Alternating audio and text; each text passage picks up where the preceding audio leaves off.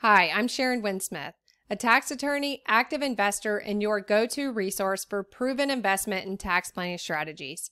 In this video, we're going to cover part 7 of our asset allocation series, and we're going to talk about owning businesses. So I am not shy about the fact that businesses are my favorite category of assets to invest in. I personally think if you want to achieve financial freedom early in life, you need to do that through owning, starting, or buying a business. So you can look no further than the wealthiest people in the world, from Jeff Bezos to Elon Musk to the Rockefellers, whoever it is, you can see that they got their wealth by owning a business. So, when you think about wealth building, you think about achieving financial freedom, you have to think about efficiency. There is no better category for efficiently building wealth than through business ownership. So I'm not going to spend, I could spend all day talking about businesses, what types of businesses I like, how to start a business, that type of thing. That's not the purpose of this video. I'm just going to cover why I think it's so important that you invest in businesses and own, buy, start, whatever, however you want to do it, businesses to build wealth, and how much of your money you should think about allocating to business ownership. So just a reminder, this is our asset allocation series. I'm going through in different series different types of asset categories and how you should think about allocating money to that category and how much of your money you should allocate to a specific type of asset. So let's start with businesses and investing in businesses and why that's such a good idea and how you can do it. So businesses, as I mentioned, are the most efficient way to build wealth. So, there's only so much of your time that you can work in a job. So, with a business, there is no limit on the amount you can earn. But if you go work a W-2 full-time job, there is a limit. There's only so much you can work in a day. And if you're going to make your money, or the primary source of your money is going to come from, your presence or personal services being required for something, there's always going to be a cap on how much money you can make. But with a business, there is no cap. There is no limit to how far and how high you can take that business. So that is why it is the most efficient way to build wealth. How can you invest in businesses? So in this video, I'm really talking about active investing in businesses. So you own and manage the business yourself. You're the direct owner of it. There are passive ways to own businesses that I'll talk about more in future series. So, you can be a silent investor in a business through a private equity fund or a venture capital fund, for example. But for this video, I'm talking about active ownership. I'm talking about you're going out there and starting the business yourself, or you're buying the business yourself. You're not investing passively as a silent investor through a fund or some other syndication. So with any business, there's always the question of buy versus build. So, I could talk about this all day, my thoughts on this, but when it comes to buy versus build, there's a lot of things you need to think about. You need to think about what's right for you. So I personally have always been a bigger fan of building businesses from scratch.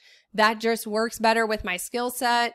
That just, with the types of businesses that I've also wanted to start and own, that's just always been the better approach for me. But anytime you're talking, and there's no right or wrong way, that one that's better than the other. I've seen people have significant success with both strategies. So you can buy a business, go out and build upon it. And I've seen people take, a business that they bought for a couple $100,000 into, $100 million companies and higher. So there really is, not one way better than the other. It's about what's best for you. Just with buying a business, you have to think about, is there good access to, good quality businesses for sale? There's always the question you have to ask yourself is, if this is such a great business, why is the person selling it? Why don't they just hire a manager to, or a CEO to step in and run it passively? But if you got good access to good quality businesses to buy, then, go for it. Buying a business is not a bad idea if you know what you're doing. One thing I will also point out, even though I personally, for my own personal approach, has been, more preferred to build businesses than buy, it is easier to obtain financing. So, you can get SBA loans to go out and buy a business if it's a good business that qualifies. Or, in some cases, you can get a business loan. You can borrow, against your own money too, but you could do that with building a business from scratch. But it's just easier to get financing when you're buying a business. So when you're thinking kind of, best returns or best ability to build net worth efficiently, that could also make it better to buy if you have the right skill set to go in and understand the business and tweak it and make it better and build and grow it and expand it. but it is a lot easier to get financing. If you're trying to build a business from scratch and get financing, it's very difficult to almost impossible to get financing until you've built that business up or you have something like inventory that you can, use as collateral for the loan. So that's just something I want to make sure you understand. You need to think about these things when you're talking about buy versus build and what's better for you. There are a few keys to owning businesses. So, a lot of people I think don't understand why this is so important to building wealth and why business ownership is so important. But if you are, once you're ready and you go this route to you realize I need to start a business or buy a business to really start building wealth, then there are a few keys I just want to point out that don't always come across. There's endless materials out there about buying a business and, building a business from scratch. There's just endless content available to you on that. But I don't see a lot of it focus on these things. So I do want to talk a little bit about just a few points that I'll share from my experience. So I am a tax planner. So tax planning, you need to use strategies as early as possible. So when you start your business or buy your business in the first few years, you may not show a net profit. So you're probably not that worried about taxes because you're thinking, hey, I'm not paying tax. I'm not going to have any net income or it's not going to be very large. However, when that business is successful, you're going to have a significant amount of profits and taxable income. And then you get to that point. I used to have, when I did consulting, people would come to me, they're making several $1 million net profit a year. And, it's a little bit hard. You're limited in what you can do at that point, right? They should have come to me back, 10, 20 years ago when they started the business, because that's when it's easier to start putting tax planning strategies in place. But spend the money at the beginning to do this properly, set it up properly, put those strategies into place as soon as possible, because it's going to really benefit you in the long run when your business turns profitable. The point of businesses here is that we're trying to build wealth efficiently. So good businesses allow you to scale without using your time. And by scaling, I mean expand the business, grow the business, earn more revenue. If you're thinking about a CPA who does tax returns, they can only do so many tax returns because they only have so many hours in a day that they can work, and their presence or their personal services are required, for every single aspect of the return or the work that they do. That is not necessarily a great business that's going to get you where you want to be. A business, a really good business is something that you can scale without your time. For example, I can scale my business. I can put out new products and, I can pay someone to market those products. I can do all kinds of things that don't require me sitting down and working 100 more hours a week. So you want to think about businesses that can allow you to increase your revenue or just ways to increase the revenue of your existing business without your time requirements increasing. So that's kind of the key to really successful, efficient wealth building through businesses. People always ask me what types of businesses I like and don't like. I'm not going to spend a lot of time on that all day because, again, I'm not sure I'm the right person to necessarily be giving that advice at this point. And there's just endless content out there, about this type of stuff. I always avoid the 3 Ps. I don't want a business that requires me to manage a lot of people, employees, contractors, whatever it is. I definitely don't want a business that's going to require me to buy a lot of property, big capital expenditures required to buy. This is why I don't really like laundromats. A lot of people talk about laundromats as a good first business. I think that might have been the case 10 years ago, but that's kind of, I think old news at this point. And I don't want to buy a business where I've got to go buy, property, or I don't want a brick and mortar location. Absolutely not at this point. I don't want to have to buy a bunch of, washing machines and dryers and that type of thing. So I avoid businesses that require me to spend a lot of money on property themselves. And that's tangible property, a brick and mortar location, whatever it is. I also don't like businesses that rely heavily on paid advertising. Now, there are a lot of people who have been very, very successful that would disagree with me on this. I know a lot of e-commerce businesses rely very heavily. They may be spending millions of dollars a day on paid advertising. It's kind of crazy when you see how those businesses work. But I'm not a fan of it because that increases the risks to me. So I like businesses that are really good quality brands. I don't want to have to pay for advertising. I want the product or whatever, the service or whatever it is to just kind of speak for itself. I'm a big fan of word of mouth and referral type, ways of getting your name out there, getting your product out there. So again, these are the 3 Ps I avoid. There are a lot of business models where, you can, that don't rely on these 3 Ps. I think most of the kind of newer types of businesses aren't going to have a lot of people. They're not going to have a lot of property, and they're not going to usually, rely heavily on paid advertising. Just some thoughts on the types of businesses I like. I'm not going to spend a lot more on that. So the other thing is make sure you diversify with your business. You can do this a number of ways. You can own multiple businesses. I know people who are very successful that own, 5, 10 businesses at one time. Think about Tony Robbins. I think he owns like a ton of different businesses. He's obviously not, heavily involved in one versus the other. He's going to have managers, CEOs in place in those businesses, but you want to diversify. You don't want a business where 100% of your, revenue or your income is coming from one product, for example. I would never want 100% of my business, income coming from these YouTube videos and YouTube paying me, to show these videos, because for one, I wouldn't make a lot of money if that were the case. But secondly, there's a number of reasons why I don't want to rely on just one income stream. You can also diversify within one business. Just, you want to have multiple uncorrelated income streams. You want to be selling, for example, with my business, I get, paid advertising money. I get income from courses, from products I sell, that type of thing. I also have different types of businesses going on at the same time. So, just never have a situation where your business is just relying on one income stream that's kind of just from one thing and you're not diversifying within your business. You can do that within one business. You can do that by owning different types of businesses.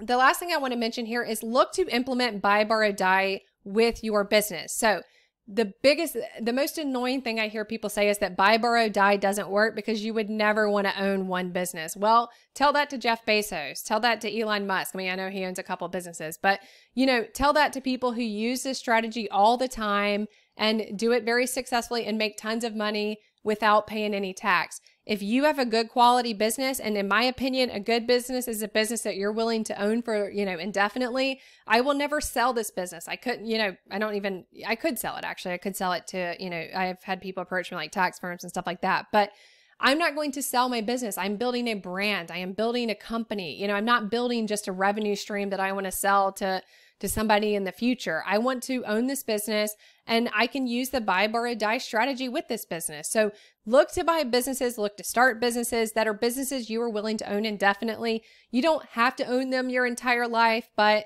you want to own them for the long term. I don't like businesses where you're just going to sell it in a couple years, because that's going to be very inefficient from a tax standpoint. And it's going to take off the table a lot of the benefits, or the efficiency in building wealth through your business. So just be careful with that. Anyone who tells you buy, borrow, die doesn't work because you don't want to own a business their whole life, please don't listen to them. They just don't know what they're doing. It does work. A lot of people do the strategy. I've spent my entire career working with people to implement this strategy. So it does work. And if you want to be, really smart and really efficient with your business and really, leverage your business to build wealth as quickly as possible and, get financial freedom early in life, then look to use buy, borrow, die as soon as possible. Think about the types of businesses that you would be willing to and would be good candidates for this strategy as well. I'm just going to run really quickly over the benefits of business ownership. I think a lot of these are probably, obvious to most of you, but, there are tax efficiencies. So business income is much better than salary income. That's not disputed.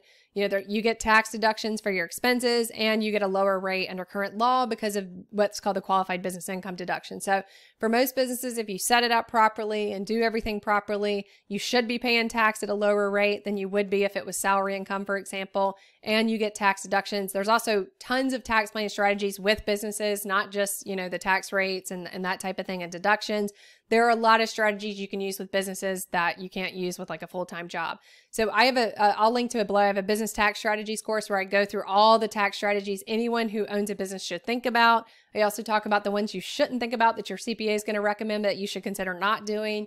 But, check out that course if you do own a business, because it's a great way to think about all the tax strategies you could use to basically wipe out all of your income and any tax you pay on your business. So also, I mentioned this at the start. Businesses have large return potential. They have the largest return potential of any asset category there is. There is no ceiling on the returns. You can take your business as high as you want to. You don't need to. You don't need to build an Amazon to be wealthy from businesses. Most people I know own businesses you've never heard of. So, the wealthiest people I know are not working as lawyers at law firms, or working on Wall Street, for example. They own businesses that you might think are not super sexy businesses, but, they've owned them for a long time. They've done a good job. They've built them up, and they are uber wealthy and financially free because largely of that business ownership. Also, there's access to leverage with businesses. So you can use leverage to buy or expand your business. Once if you're buying a business, you can, if it's a good quality business and it should be eligible for some form of financing, assuming you yourself, are have good credit and, trustworthy to run the business. If it wasn't eligible, I'd wonder if that was a good business or not, so there is generally good access to leverage to buy businesses, maybe not so great right now with the current interest rates, but in normalized interest rates environments, you can usually get a business loan, and assuming that the cash flow of the business can service the debt, that's usually a good way to buy a business that you wouldn't be able to afford. So you can also, when your business is built more sustainable, built up more steady, and you've had it for a number of years, or if you've got things like inventory or stuff like that, you can sometimes get, leverage to expand your business as well. The best thing I like about business is ultimate control. So you get 100% control over all decisions. You get control over how much of your time you're going to work in a business. So if I have a boss, my boss is going to tell me how much I need to work. But if I'm the boss, if I'm, the business owner, I work as much or as little as I want to. I take the business in whatever direction I want to. And, you just cannot beat that. You cannot beat having ultimate control over your life and your career and your business and everything. I just think that is probably the best benefit to this, among many other benefits. Also, good businesses you can own for the long term. Not every asset you would want to own for the long term. I'm a big fan of assets. I only invest in assets that you want to own for the long term, and good quality businesses, contrary to what people might want to tell you, are good assets to own for the long term. There's also, I think, a good risk return trade-off. So people will tell you business ownership is very risky, but when you dive into it and really study it, you will see why those statistics are the way they are, and you will not be scared. That's all I'm telling you. I'm not going to, touch on this much further, but in my experience, you can build, start, and in some cases buy a business with limited capital required and get significant return potential. So I might only put up a little bit of capital to start the business. Maybe you're doing this while you still work to have another source of income, but I can put a little bit of capital in, and the return potential on that capital is just unlimited. It is massive. So to me, the risk return trade-off with businesses is huge. Of course, there's risk, but if you know what you are doing, if you educate yourself, if you spend the time, if you are smart about the decisions you make, then I think the risk return trade-off for businesses is phenomenal. I think you can't beat that, I think, with other asset categories. A few other benefits I do want to mention is that, I didn't put them on here, but there is a great way with businesses to bring in your family, and this kind of goes to ultimate control. You can bring your family into the business. There's a lot of different benefits to that. You can bring your children in. You can bring anyone in your family you want to kind of shift some wealth to or some money to in a tax efficient way. That can increase your deductions. That can shift money. That can also be great from an estate planning standpoint. There is a lot of good estate planning techniques that you can do with businesses that aren't available to people who don't own businesses. So that's another benefit I didn't put on here, but just think about the way you can kind of bring in your family, bring in your friends in a way you want to, help them in a number of ways, get some tax efficient, deductions on that end, and also do great estate planning. So lastly, I'm just going to touch really quickly on allocations. I know I say a lot about, I don't really care. I really don't care when it comes to how much you allocate to businesses. I've seen very, very wealthy people who have a lot more money than I do, who have 100% of their money allocated to different businesses they own. I wouldn't do that because I like having some passive streams of income, but, to each their own. I've seen people be very successful. I would avoid a situation where I had 100% of my money, in one business. I think that could be very risky, but I know people who have just, kind of starting out early in their careers, or, they're younger, and sometimes they just kind of take a shot at it, and they think, if I have to file bankruptcy, what does it matter? If I file bankruptcy for a business that was worth $5 million or worth $1 million. So, you have to think about what makes sense with you. What is important with allocations is that if you want to build wealth efficiently, you need to allocate something to business ownership. And I'm talking active businesses that you're involved in. So this is just some kind of rule of thumbs, that I think about. If you're not an accredited investor, then, layer one asset allocation, which is how much you would allocate of all your money to the asset category of active businesses. I would start to think about 30 to 50% or higher, because again, if you want to achieve financial freedom, you got to get there quickly. You got to do that by building something that is going to significantly increase your net worth, significantly increase the amount of money you're putting in your pocket each year. There is no better way, in my opinion, to do that than businesses. So I would think about a significant portion of my net worth being allocated to business ownerships. Layer two, how much should you allocate to one business versus another? when you're starting out, if you don't, if you're not an accredited investor, I would probably look at focusing on one business. I think you want to kind of have more success with that business than, before you start to diversify. Again, I don't really care if you know what you're doing, do whatever. But, I like to think about starting or buying one business, concentrate on that business, grow it. And once you get to the accredited investor status and beyond, then you can start to think about other businesses. So if you're a accredited investor and qualified purchaser, I really think about these the same way. I would start to scale back. I would take some money off the table with my business by using, a loan or maybe whatever. I would start to think about taking some of that money from the business and investing it in other asset categories. Then when I'm not a accredited investor, that is because you're going to start to have other types of investments or good passive investments available to you. When you're an accredited investor, you want to start shifting some money to like real estate funds, for example. When you're a qualified purchaser, there's just endless opportunities of different things you can invest in with your money. So when you get more and more money and reach these hurdles, you want to start thinking about shifting some money away from your business to more passive, high return, safe categories like real estate funds, like private equity funds, whatever your cup of tea is. So this was just a quick overview of, thinking about allocating money and building net worth through active businesses. This was part 7 of the asset allocation series. In part 8, we're going to cover investing passively in businesses through funds like private equity funds and venture capital funds.